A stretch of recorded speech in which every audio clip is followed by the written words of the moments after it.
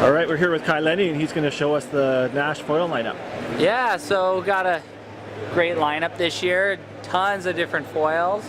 Everything from kite foil to windsurf foil to the surfing foils, and it's all awesome because with these foils this year you can interchange all the wings. So really, depending on the conditions, you can always swap the wings out for something bigger or smaller depending on what you're getting yourself into. But this is the board I normally use for kiting and just for surf foiling, and so this is like the go-to. It's awesome because I can put it in the overhead compartment on an airplane, and it's really easy to travel with. But and then in ultralight winds, I'm either kite foiling or I'm on the windsurf foil, and that board over there is the Naish Hover, and it's it has the ability to become a stand-up as well. So you can windsurf on it, you can stand-up hydrofoil on it, or you can just stand-up surf. So good crossover board that definitely make the most of anything the conditions hand out to you.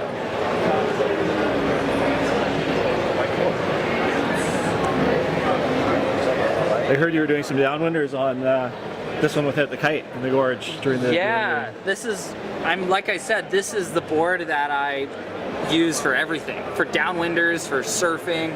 It was primarily made for kite foiling, and then I tried it and I realized, gee, it's probably one of the best surf foil boards I've ever used. And it's a 112, so that's the equivalent of like 3'8".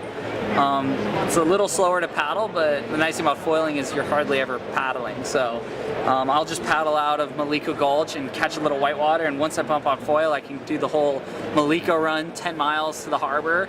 And then, depending on, where I'm at surfing, I can hydrofoil from an inch-foot wave to, a 6-foot wave on this thing. And, when it gets windy, I'll just throw on some different wings, and I'm able to go kite foiling and even throw on some foot straps.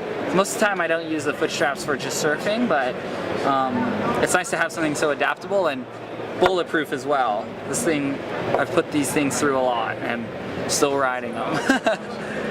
So you've been kite foiling for like a long, long time. How much help was kite foiling first to crossing over into the other sports? I think just having a relationship with foiling from the very beginning, with having snowboard boots on a board and being towed around to it evolving into kite foiling more and kiteboarding.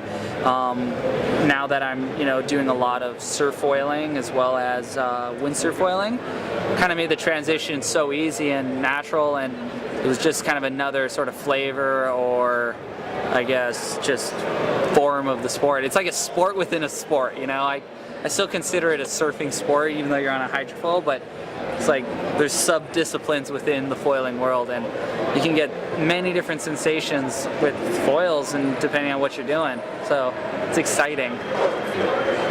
In the early days, you guys were riding, as you said, with the snowboard boots on the boards. Was that because the foils were not very advanced back then? Yeah, I think the reason why we're using snowboard boots back in the day is the foils were really heavy, so they had a lot of leverage. But on top of that, they were, not quite as designed as well as they are now. With technology improving, with carbon fibers becoming, better quality and such, we've had the opportunity to really develop things to be a lot more docile and smooth and easier to use. So you either can use them with straps or without, and I think that's just a testament to how good the foils are now. The snowboard boots, that was a fun era because it was something so new and fresh, but I feel like this is almost its own new separate sport because it feels so different and so cool to just walk down to the beach with a board under your arm and paddle out and go surf for 10 miles in the middle of the ocean. Awesome. Cool. Thanks, Kai. No worries. Mahalo.